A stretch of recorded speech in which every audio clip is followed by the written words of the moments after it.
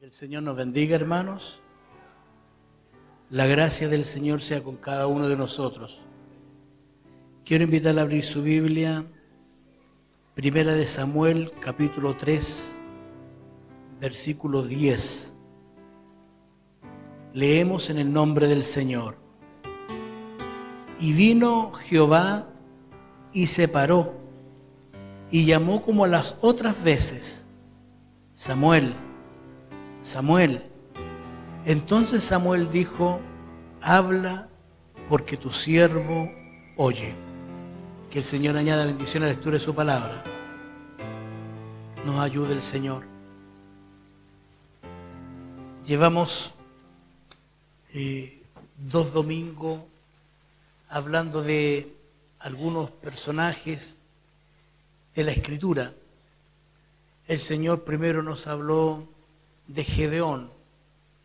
Y de Gedeón dijimos que era un hombre común y corriente como nosotros, a quien Dios llamó, a quien preparó una intimidad con Él, a quien Dios le dio prueba que Él escuchaba y lo usó para grandes cosas. Y la semana pasada nos mostró otro hombre que Dios lo eligió aún de antes de nacer. Lo dotó de su espíritu, lo dotó de valor, lo dotó de fuerzas. Parecía que era el campeón que Dios necesitaba y que estaba listo porque era forzudo, era valiente. Gedeón era más cobarde. Ay, Señor, ¿qué voy a hacer yo? Gedeón, pero ¿estás seguro que va a hacerlo conmigo? Señor, mira, yo soy el más chico. En cambio, Sansón, tú vas a... Ni un problema. Tú vas a derrotarlo. Ni un problema, yo lo hago. Valiente, arrojado y con el Espíritu de Dios en él. Y aún así, Satanás lo llevó a la tentación, se dio a la tentación, se dio a la carne, y en vez de ser un hombre de victoria, terminó vencido por la tentación que vino sobre él. Y dijimos entonces de enseñanza es que tenemos que tener cuidado porque por mucho que el Señor nos haya preparado, por muy bien dotado que estemos, Satanás puede hacernos caer. Usted podrá decir: mira, yo conozco la Biblia, llevo tantos años en la iglesia, soy un predicador de la iglesia, soy el pastor de la iglesia, pero cuidado, Satanás puede hacernos caer y hacernos perder la bendición. Y hoy día el Señor nos pone otro ejemplo de hombre que sirven a Dios. Y nos habla de un hombre llamado Samuel, que es distinto a los dos que ya vimos. Samuel tiene varias características que las vamos a analizar rapidito mientras vemos la historia de él.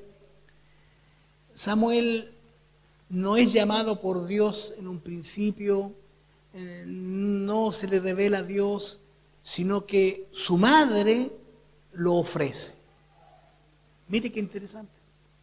Su madre ofrece a Samuel. La historia la conocemos. Elcana era un hombre que vivía en Israel, tenía 2 esposas, Ana y Penina. Penina tenía hijos, pero Ana era estéril, no había tenido hijos, entonces se sentía humillada, se sentía en desventaja.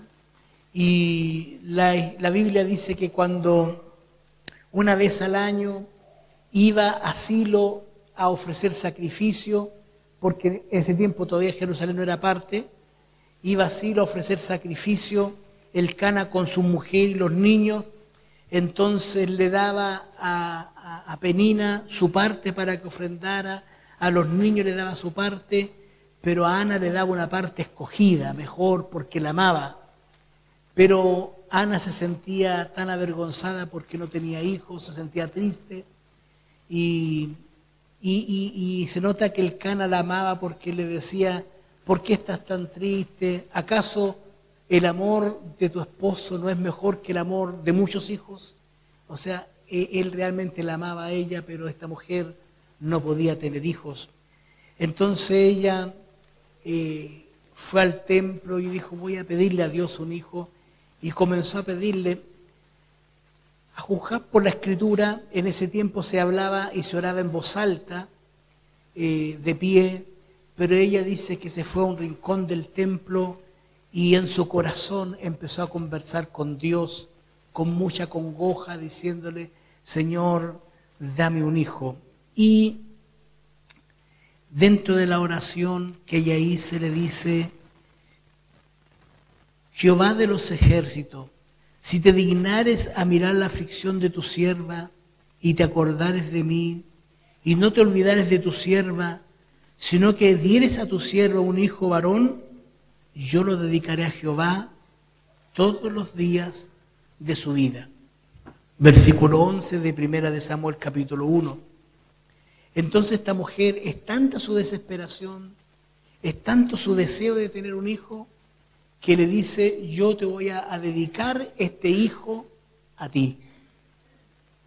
Y aquí comienza la singularidad de Samuel. Aquí empieza lo especial de Samuel, porque no es que Dios lo haya llamado, no, sino que su madre se lo ofrece y dice, yo te lo voy a dedicar a ti. Y aquí viene el pasaje conocido cuando Elí, el sumo sacerdote, la ve que está hablando sola y le dice, digiere tu vino, porque piensa que está ebria, digiere tu vino y vete a tu casa. Y él dice, no, mi señor, no estoy ebria, sino que tengo congoja en mi corazón y le estoy pidiendo algo a Dios. Y él le dice, bueno, si es así, Dios te lo conceda. Se fue a su casa y Dios la escuchó. Dios la escuchó y tuvo un hijo y le puso su nombre Samuel, escogido de Dios. Y obviamente cumplió lo que había prometido, así que al otro año estaba chiquitito Samuel, guaguito, el esposo le dice, vamos a ofrecer sacrificio a Silo, y él dice, no, le dice, no voy a ir a Silo hasta que destete al niño y cumpla lo que le prometí a Dios de dejarlo para su servicio, porque va a ser para él. Los estudiosos bíblicos, entre ellos incluyendo nuestro hermano Pablo Hoff, estiman que más o menos a los 4 años esta mujer tomó al niño y con su padre fueron con un sacrificio, una ofrenda, y se lo entregaron al sumo sacerdote Elí, y ella le dice, varón de Dios, este es el niño por el cual yo pedía y lloraba. Y le prometí que iba a ser para Dios, y aquí está, te lo dejo para el servicio de Dios.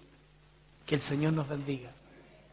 Bueno, los que somos papás, bueno, a veces nos dejan dejar los cabros botados, pero en condiciones normales, después de que se nos pasa la rabia, no vamos a ir a regalar a nuestro hijo, ¿no?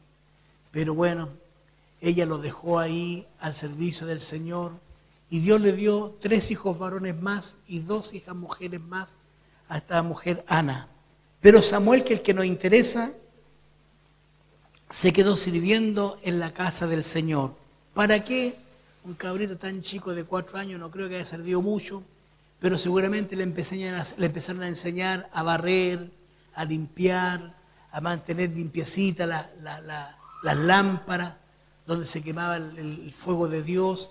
Le tienen que enseñar cómo limpiar, cómo mantener todo limpiecito, y le dieron un lugar para que durmiera en el templo, en la casa. La Biblia no nos dice, pero calculan los estudiosos bíblicos, por ahí cuando tenía como 12 años, Dios llama a Samuel, y es el pasaje que hemos leído. Entonces, lo primero que vimos en esta historia de Samuel es que su madre lo ofrece a Dios. Lo segundo es que hay una respuesta de Dios a esta petición, y dice, al cumplirse el tiempo después de haber concebido a Ana, dio a luz un hijo y le puso por nombre Samuel, diciendo, por cuanto a Jehová lo pedí.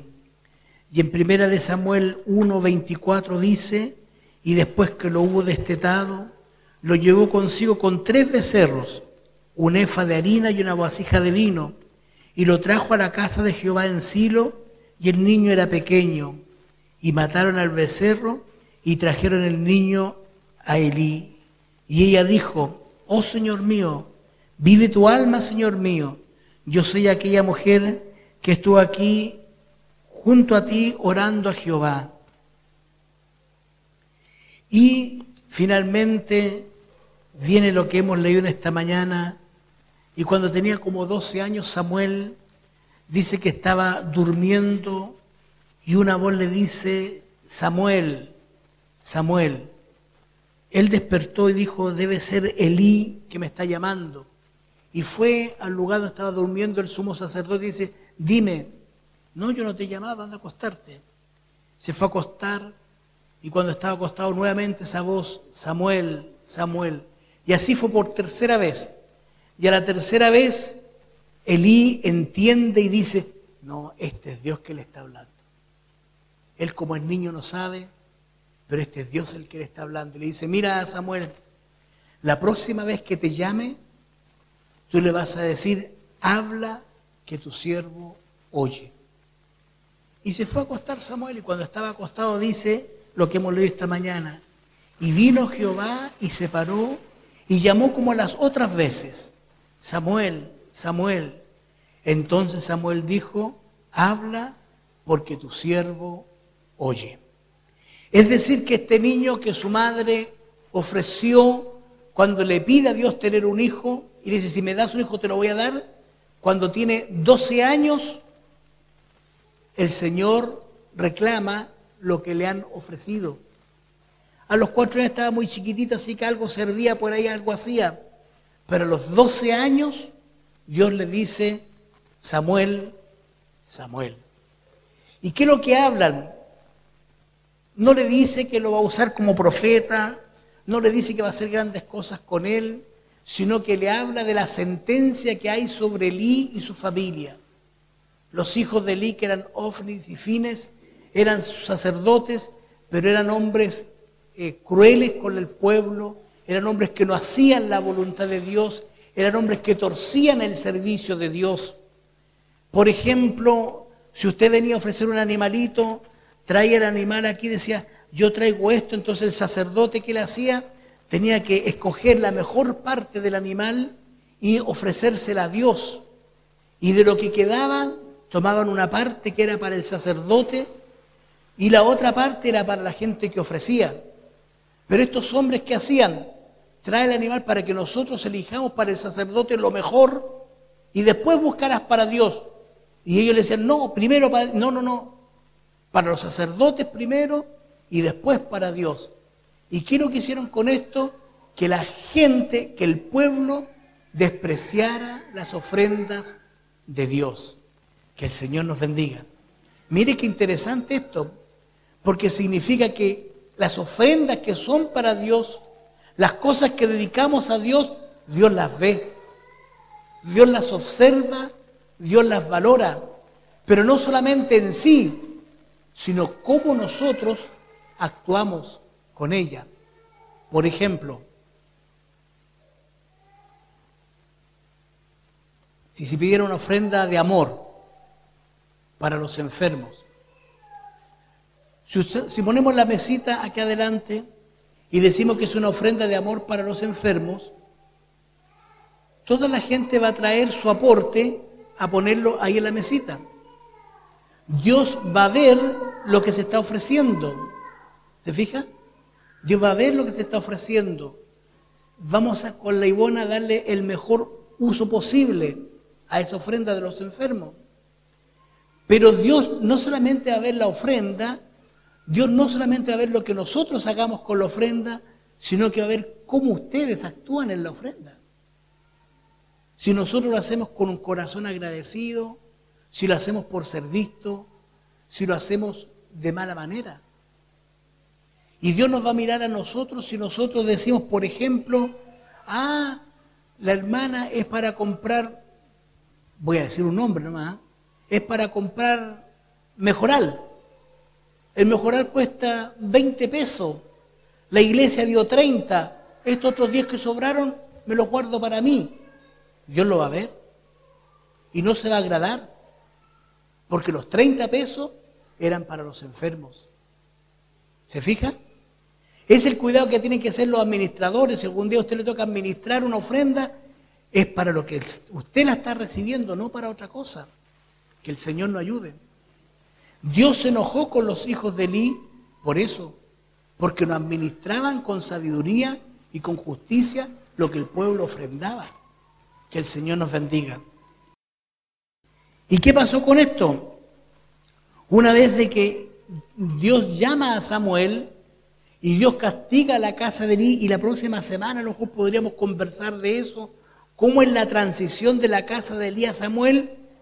Dice la palabra del Señor en el versículo 18 de este mismo capítulo 3, y Samuel creció, y Jehová estaba con él, y no dejó caer a tierra ninguna de sus palabras.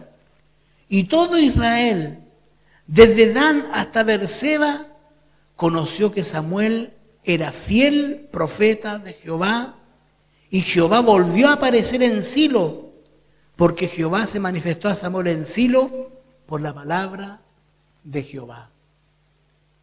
Es bueno que nosotros analicemos un poquito estos 3 versículos, porque nos va a permitir conocer y saber cómo impactó Samuel al pueblo de Israel. Mire lo que pasa aquí. Y Samuel creció, y Jehová estaba con él, y no dejó caer en tierra ninguna de sus palabras. Es decir, todo lo que Samuel decía se cumplía. Todo lo que él profetizaba se cumplía. ¿Y qué ocurrió?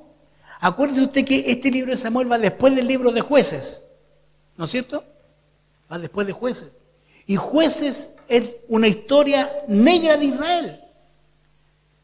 Aquí está el Pentateuco, donde estaba Moisés y Josué, un pueblo grande, las 12 tribus unidas, un pueblo que obedecía a Dios y a estos 2 líderes. Cuando muere Josué, empieza el libro de Jueces. Y el libro de Jueces es un libro oscuro. ¿Por qué oscuro? ¿En qué sentido? De que el pueblo continuamente se alejaba de Dios. Y tomaba un profeta y volvían a Dios. Pero este juez nunca actuaba sobre todo Israel. Era sobre unas 2 tribus, 3 tribus, no más que eso. Pero cuando el Señor llama a Samuel, desde Dan allá arriba hasta Beerseba aquí abajo, todo Israel supo que él era un profeta de Dios. Después que en el libro de Jueces estuvo Israel dividido y separado por grupitos de tribu, aquí en el libro de Josué, una vez más Israel se ve como una nación completa tras de Dios. ¿Por qué? Porque todo el pueblo reconocía que Samuel era un profeta de Dios. Esto que suena así como, qué interesante, es sumamente importante. Es como que Chile, ¿cuántas regiones somos ahora?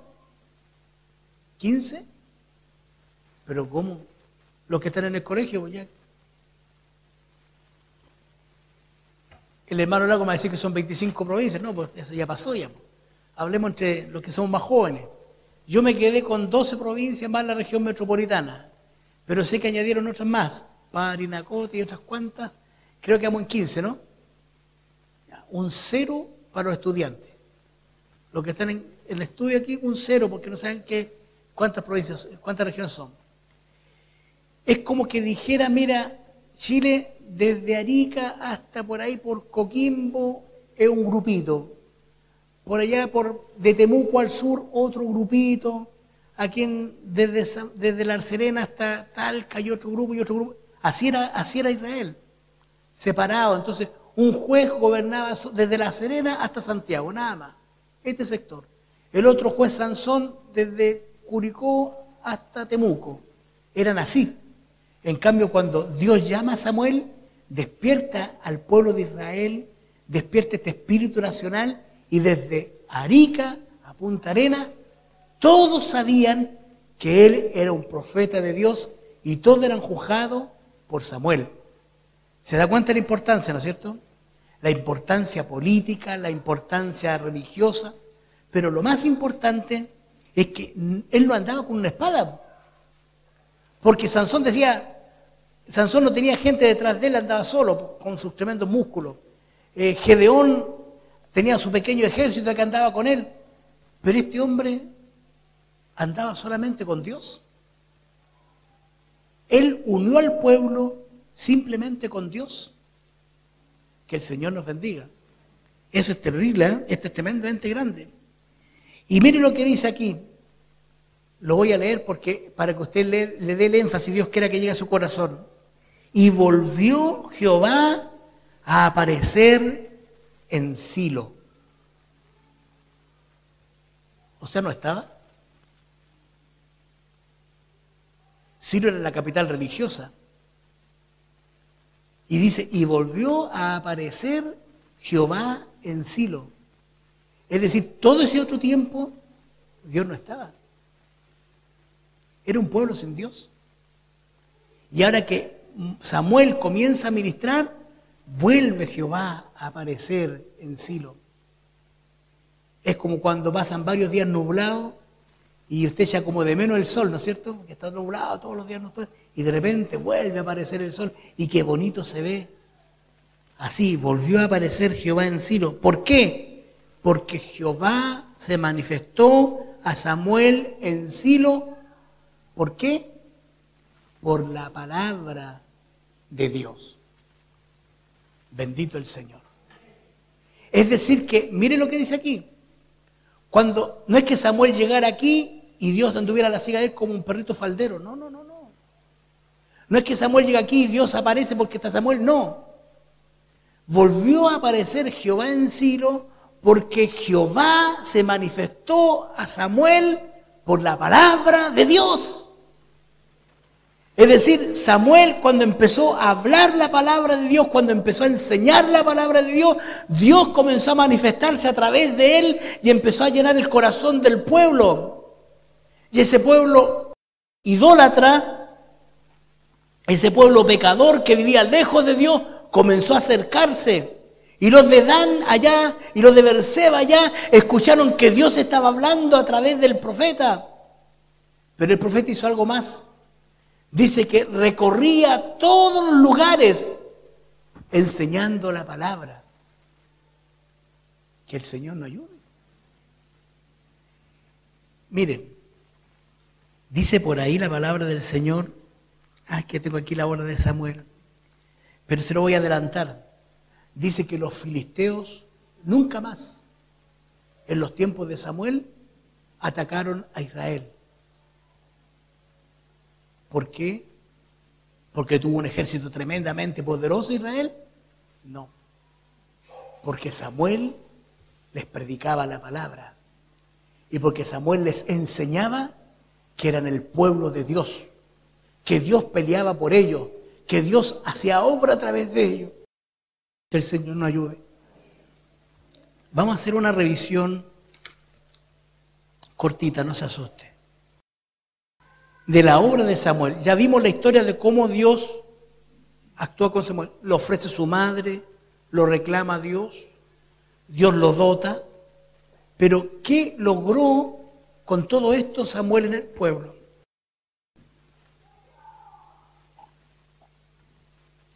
Primero, unió a Israel.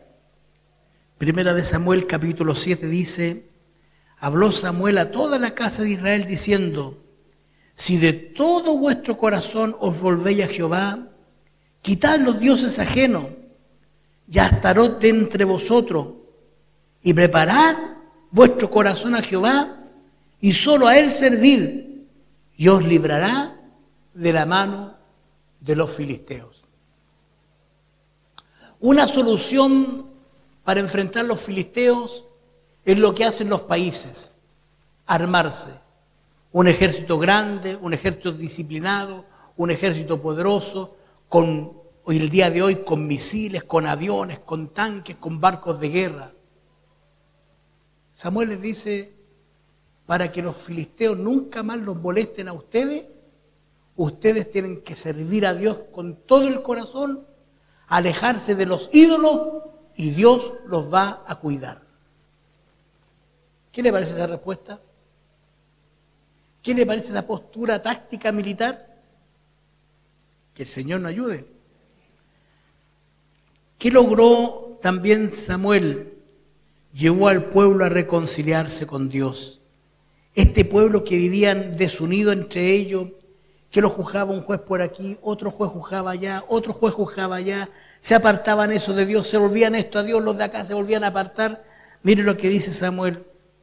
Y se reunió en Mizpa y sacaron agua y la derramaron delante de Jehová y ayunaron aquel día y dijeron allí: contra Jehová hemos pecado.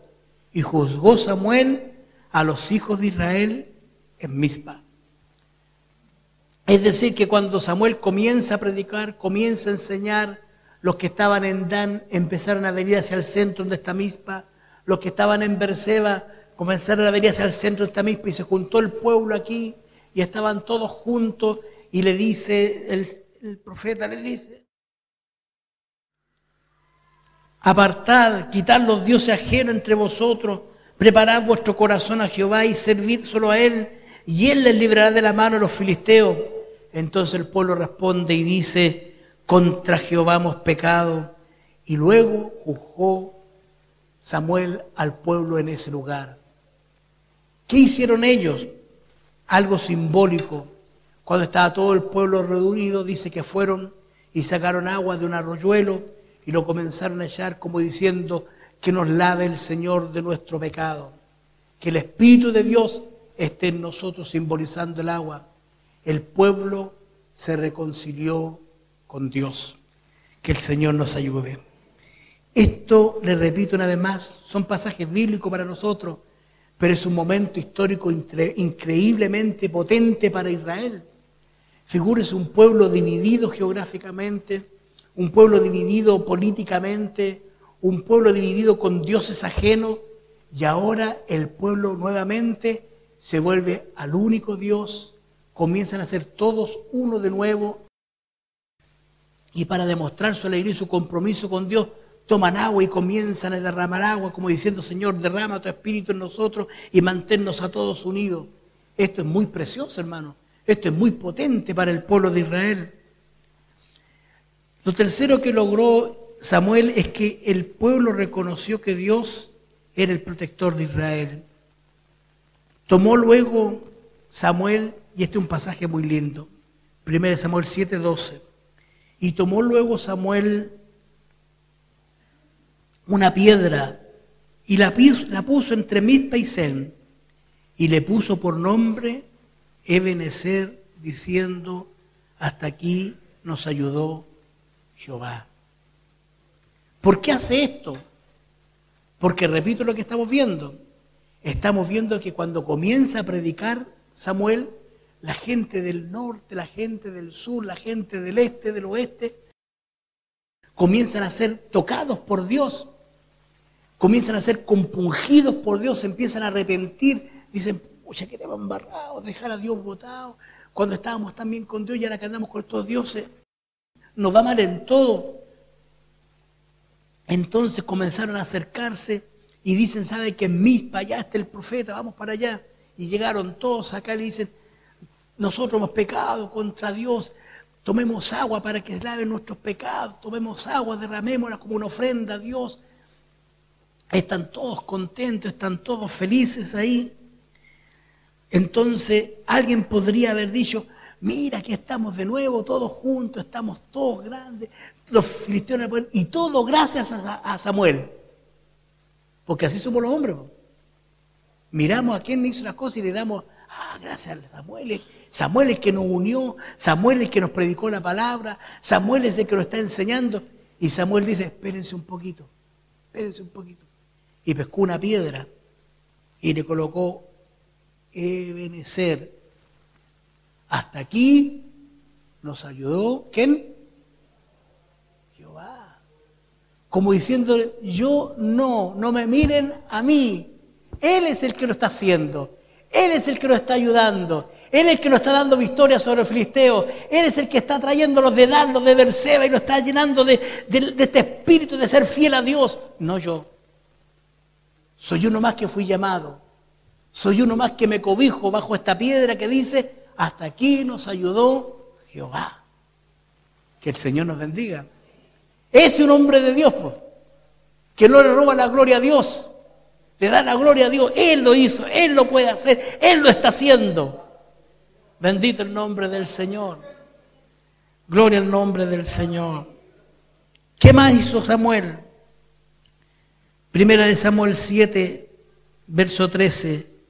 Y así fueron sometidos los filisteos y no volvieron más a entrar, escuche bien, no volvieron más a entrar en territorio de Israel, y la mano de Jehová estuvo contra los filisteos todos los días de Samuel. Y no solamente eso, mire, y fueron restituidas a los hijos de Israel las ciudades que los filisteos habían tomado de los israelitas, desde Ecrón hasta Gat, e Israel libró su territorio de la mano de los filisteos. No solamente no los atacaron nunca más, sino que los filisteos devolvieron las ciudades que habían tomado prisioneras a Israel. Y si eso fuera poco, mire lo que dice aquí en la última parte de este versículo. Y hubo paz entre Israel y el amorreo. ¿Quién es el amorreo? Los que vivían alrededor de él. Es tal la obra que hace Dios en el pueblo.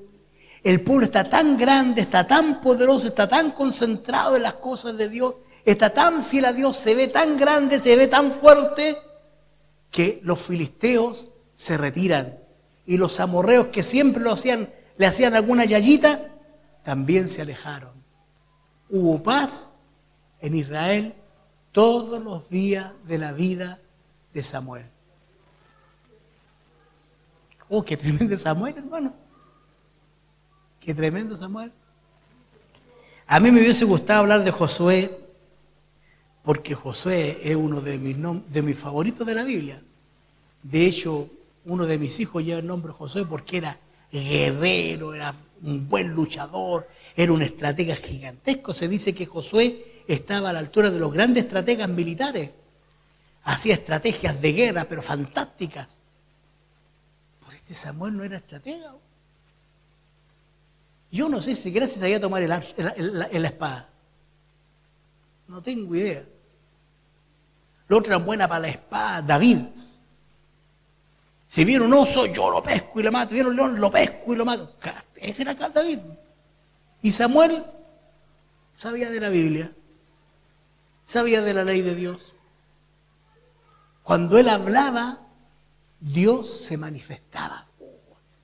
Mire lo que dice. Lo leímos, ¿no es cierto? ¿Se acuerda? Y volvió Dios a aparecer en Silo. Déjeme leerlo de nuevo. Aquí. Se me pierde esta hojita, pero no se preocupe.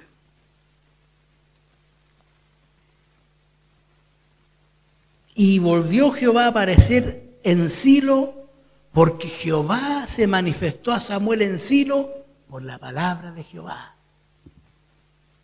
¿Se figura cómo eran esas predicaciones? ¿Se figura cómo eran esas exhortaciones? De haber sido tan profunda, hermano, de haber sido tan impactante, que la gente se iba loca en la palabra. Y llegaban allá al sur, a Berseba, y decían, oh, ¿sabes qué? Fui a Silo. No, me sí. ¿Y cómo está Silo? No, si no hay ni importancia en la ciudad. Está Samuel predicando. Y cuando Samuel predica la palabra, ¿sabes qué? Parece que el corazón se llena. Yo sé que hay una imagen de Baal allá, la voy a ir a botar al tiro. Porque el llamado de Dios a través de Samuel es que dejemos la idolatría para que Dios nos defienda. Así era la profundidad del cambio. Ojalá el Señor a todos nuestros predicadores, incluyéndome a mí, nos haga así de poderosos. Que cuando prediquemos la palabra, que cuando enseñemos la palabra, sea Dios manifestado a través de nosotros. Y todos los que oigan puedan sentirse motivados, sentirse con ganas de obedecer a Dios, de seguir a Dios, de buscar a Dios. Que cuando Dios nos llame a orar, sintamos deseos profundos de orar. Bendito el nombre del Señor. Ustedes que me hacen devolverme, pues. Finalmente, y yo creo que lo más importante que logró Samuel es que fue un buen pastor para Israel. Primera de Samuel 7 dice, y juzgó Samuel a Israel todo el tiempo que vivió. Juzgar no es hacer juicio político o juicio, aplicar las leyes como eso aquí. Juzgar significaba dirigir al pueblo, enseñar al pueblo, adoctrinar al pueblo. Y todos los años, mire lo que dice aquí, y todos los años daba una vuelta a Betel, a Gilgal y a Mizpa, y juzgaba a Israel en todos los lugares. Él no solamente se dedicaba a predicar ahí en Silo, sino que iba a todos los lugares y llevaba la palabra, llevaba la enseñanza, llevaba la doctrina a todos los lugares. Y después volvía a Ramá, porque allí estaba su casa y allí juzgaba a Israel. Y mire lo que dice aquí, y edificó allí un altar a Jehová. Qué lindo, hermano.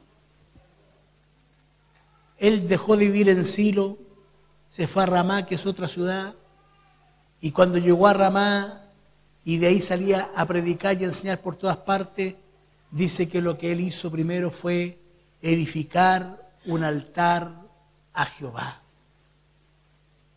Hace años atrás el Señor nos dio una predicación así. Lo primero que hacían los hombres cuando llegaron a un lugar, los hombres de fe, edificar un altar a Jehová. Ojalá en nuestro hogar haya un altar a Jehová. Que cada uno de nosotros se preocupe de edificar un altar a Dios en su hogar. Un lugar donde podamos ofrecer sacrificio a Jehová, ofrenda a Jehová. Si en su hogar hay desorden, si en su hogar hay licor, hay fiesta, hay palabras groseras, hay música mundana, su hogar nunca va a poder haber un altar para Jehová.